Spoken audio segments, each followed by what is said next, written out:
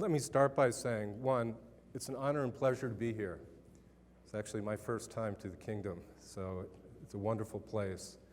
Also, some of you may not realize that Raytheon has very, very proud partnerships with the kingdom that have lasted over 50 years. And with many of the systems you're very familiar with. But moving into the cyber security domain, this is very, very important to our company. We've invested close to $4 billion over the last 7 years or so, and have acquired roughly 18 cyber companies, all of which have significant products and intellectual property. And one of the later slides that you'll see shows how we integrate all of those products and technology into a holistic solution, a layered defense approach to cyber. Now, what I was asked to do was to focus on critical infrastructure and what the implications are for that from a cyber threat perspective and remediation perspective. Certainly can't address all of these. Some are very, very important to your country, like energy, for example. But these are how we define our 16 nation's critical infrastructures, defined by DHS, defined by the National Infrastructure Protection Plan. In terms of the critical infrastructures, these typically get more significant cyber investments. Some are much more early adopters than others, like the financial sector, for example, the transportation sector, which is really what I'm going to focus on today. I have too many slides for a 20-minute presentation, so some of these I'm going to go through very quickly. Let's just talk for a minute about the growing cyber threat environment. Most of you are aware of all of these threat vectors. They really haven't changed much over the years. They've just become much more sophisticated and much more stealthy. Two of the things that concern us, however, are the bottom two, how the cybersecurity ecosystem is changing. One is the Internet of Things. I mean, you read about DDoS attacks that are occurring where you have virtually any wireless device that has compute power that's being integrated, like baby monitors, Wi-Fi, heating and air conditioning control units, beyond computers. And when you read about some of these distributed denial of service attacks, they're getting to be very prolific. The other thing that concerns us is the black market for cyber tools. You don't necessarily have to be a great electrical engineer or computer scientist. You can buy attack tools on the market through the black market. So that too is exacerbating the cyber threat environment. In terms of technology trends, of course, there's an aviation picture over there to your right. A lot of the technologies that we're investing in from a cyber market perspective are focused on automating our cybersecurity resources, automating the processes so we can do more with less. In the United States today, we have a shortage of 500,000 cyber professionals, and it's growing double-digit every year. Worldwide, it's estimated to be 1 million. So how do you close that cyber human capital gap unless you invest significantly in technologies like these to enhance the whole cybersecurity process? From an aviation perspective, I just thought I'd highlight one or two of these, but there's a global organization called CANSO. 2 years ago, they initiated their Aviation Cybersecurity Working Group.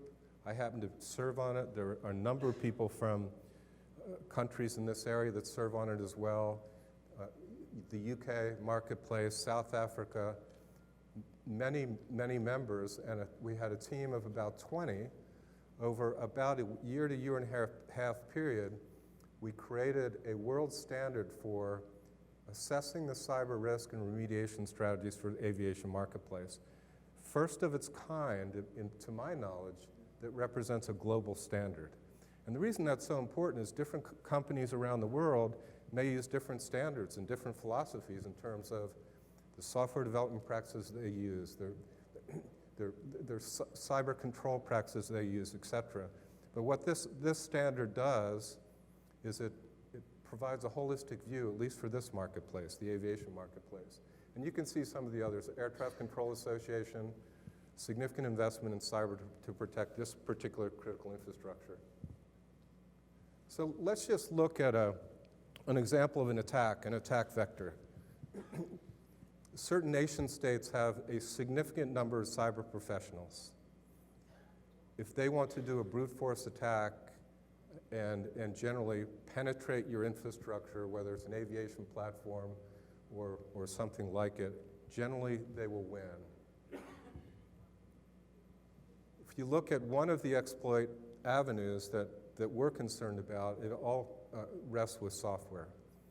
And these numbers are reminiscent of Carnegie Mellon Software Executive Institute, but based on the amount of software you write, there generally are going to be exploitation vulnerabilities associated with it, and you can see what the numbers suggest. What's really important is to change the culture of the organization and ensure that all the software engineers are trained before that first line of code is written to minimize exploitation vulnerabilities associated with that code, because this represents a significant cyber attack vector. So this is an example. An aviation platform is also reminiscent of the Internet of Things, which I brought up earlier, because it is connected. Jet engines maintaining 24/7 ground connectivity for predictive maintenance. That's a cyber exploit path. Onboard processes, Wi-Fi networks, et cetera. The fact when the aviation platform is on the ground and you're integrating test equipment with it, there could be vulnerabilities that are ultimately transferred into the platform. Significant issue. I'm going to glance over this one and really just focus on this last slide, because what I wanted you to see is a visual of an aviation infrastructure, again, just one critical infrastructure,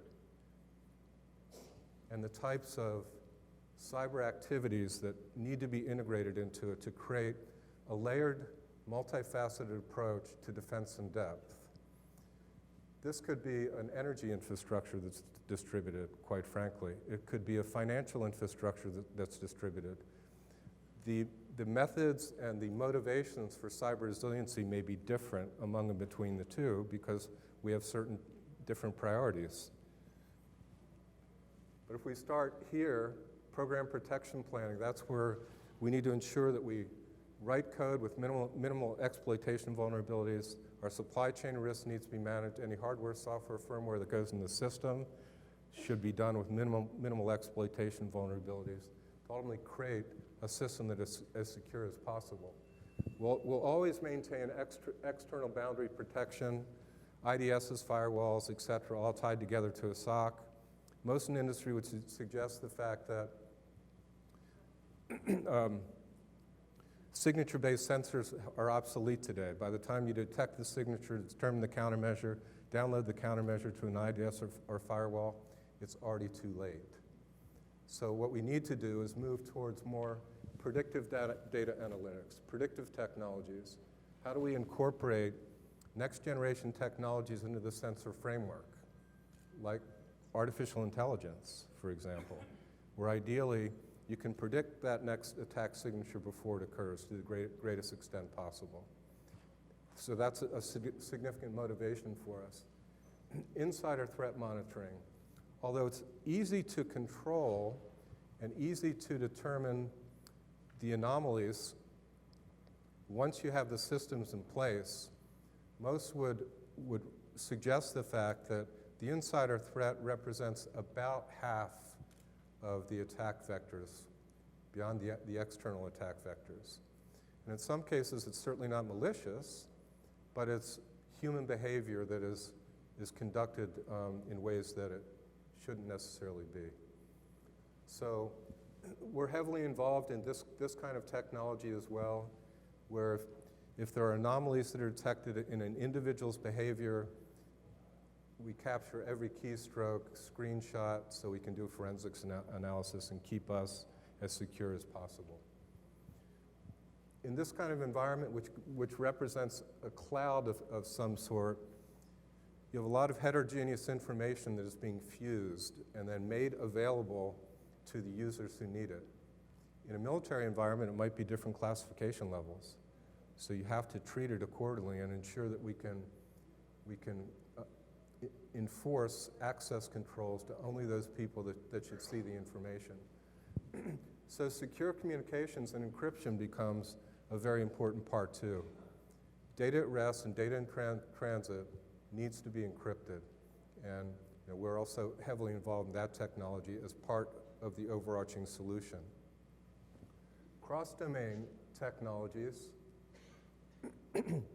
which we're also heavily involved in investing in, even if this were a financial institution, a major financial company is going to want to compartmentalize their information and share it only, a compartment only with those people who should have access to it. It minimizes the fact that if you are hacked, the attacker won't have access to everything, but only a small compartment of the information that they hack into.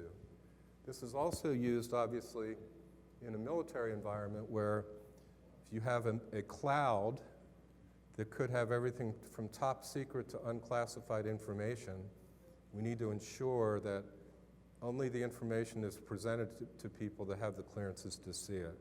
And those technologies are used in that environment as well. Certified software management, I mentioned, is really part of program protection planning. But how do we write software with minimal exploitation vulnerabilities? Most would suggest that if you use off-the-shelf scanning tools, you'll detect about 30% of the exploits in the code. And if you use a judicious process, you can reduce that to about 30% in terms of exploitation vulnerabilities. So companies like FedEx will tell you they can reduce the exploitation vulnerabilities by 70 to 80%. And we believe we can do the same through our culture and our processes, and we use a system we call Raytheon Assured Software Program to accomplish that. But very, very important. Identity and key management, obviously for access control, and to ensure that only those individuals or companies can gain access to information that they are entitled to and only entitled to. Becomes a little bit more of a challenge, both in this area where we have the management of hardware, software, and firmware that may be at a second or third tier subcontractor level, where it becomes incumbent on companies like us to ensure that the processes and the standards flow down to them, and we can manage it accordingly and manage the risk accordingly. Intrusion detection and response will always remain part of the perimeter solution, but the issue for us and the issue for all of us is how do I inject new technology to make it much more predictive in nature, much more secure, whether it be the firewalls or the IDSs or other supporting technologies to make it a much better architecture. Cyber situational awareness, this really goes into the SOC, Security Operations Center, or related 24/7 monitoring system. What's becoming increasingly important is that those 24/7 centers operate with enhanced efficiency, so you don't overload the analyst. So how do I fuse the information and present it to the analyst with enhanced situational awareness? How do I increase the number of sensors each analyst can manage so it can operate more efficiently? Years ago, the sensor per analyst ratio in the SOCs that I was involved with, 35 to 1. How do I increase that to 1,000 to 1? So you can operate with fewer people and or monitor a much more significant infrastructure. As we move to one of the fastest growing areas in the cyber domain, if you read Gartner, is managed security services. And I believe the reason that is growing so quickly is it typically focuses on smaller $100 to $500 million companies who don't have the budgets to invest in all the capital, building their SOC, facilitating it with all the technology, and staffing it on a 24/7 basis.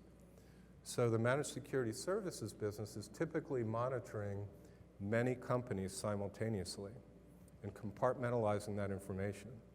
So it becomes increasingly important to focus on the situational awareness aspect of that SOC environment. Then to look at incorporating technologies that we don't necessarily see yet in a SOC environment. For example, real-time course of action engines. How are decisions being made automatically when a cyber threat is detected to enhance and preserve cyber resiliency? And so a lot of the SOC technologies now are being focused on that too. How do I integrate into a SOC environment not only the external threat monitoring, but now incorporate insider threat monitoring as part of the visual display? So you're monitoring both simultaneously. So all of these are really focused on enhancing a multi-layered, multifaceted approach to protection. I mentioned the whole concept of cyber resiliency. And although the philosophy behind it is the same and wouldn't necessarily change, the priorities associated with the investment might change. In the case of this example, you run the risk of human life if the infrastructure is hacked into. In the case of a financial example, you run the risk of loss of money. So the priorities may be different, and different sectors in our critical infrastructure environment may invest in different areas with different priorities to preserve their cyber resiliency. I guess some closing thoughts for you. Always assume that we're all going to be hacked and our systems are penetrable. So what do we need to do? The last slide I shared with you, a lot of technologies that can be incorporated into a systems construct, a really nice codified solutions environment. I think compartmentalization is very important through cross-domain technologies to minimize risk and minimize access to more expansive information. Don't expose the high consequence components, and that gets back to my point about cyber resiliency. Those that are the highest priority, protect them at all costs. Invest more in them, and assume that the impossible will always happen, because in general it does. So I just noticed the clock up there after I started, but we've got about 2 minutes left, and I would appreciate any questions or comments that any of you might have. The other thing for the organizer, I'd be happy to make these slides available to you should you like a copy of them. We'd be happy to do that. Any questions? Yes, sir.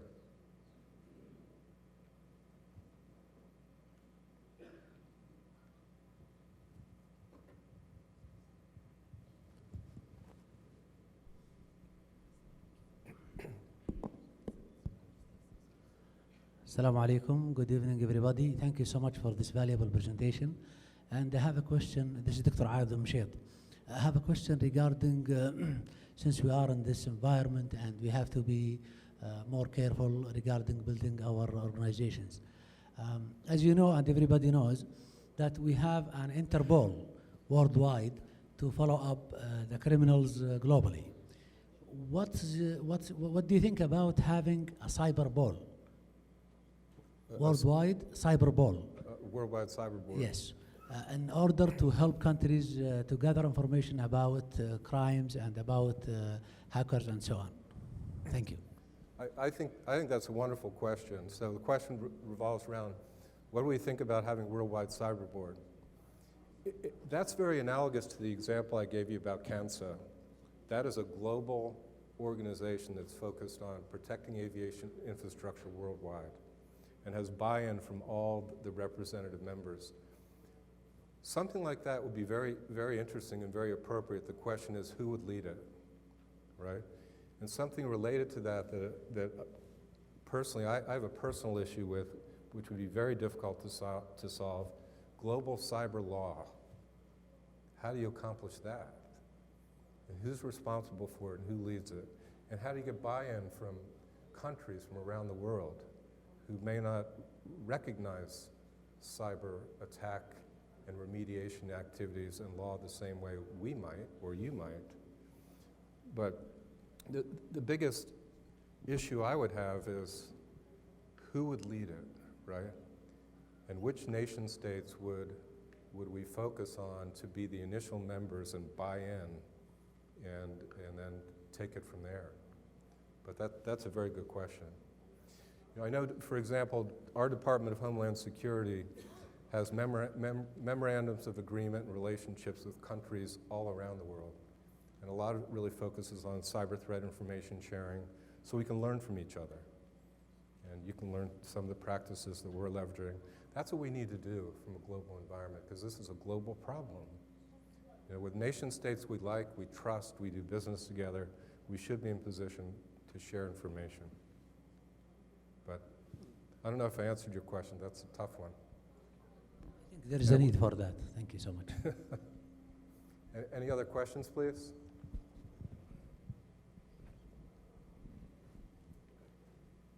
Thank you. Thank you very much. Thank you.